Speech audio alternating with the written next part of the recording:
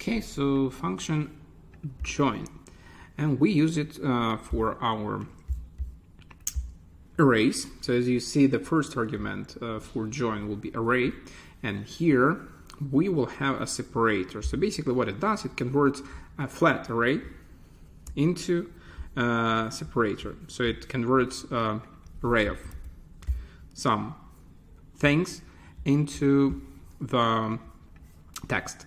So what we can do here, if we have some array, which I don't have in this example, maybe this one, yeah, this one good. So let's go and check it. So this is parsed collection, which is array. So beautiful works for us, right? So you see I have array of literally text items. So this is exactly for your join, and we select this,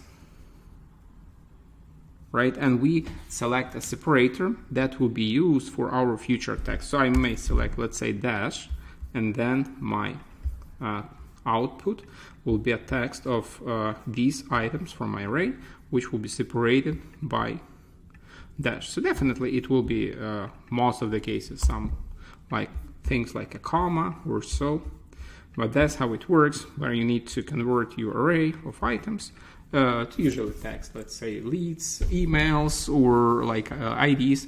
This may be not super common. Usually it will be maybe, I don't know, like emails or names, and so into one line of a text. It calls one just because I calls variable one, but that's how works join, and this how you do it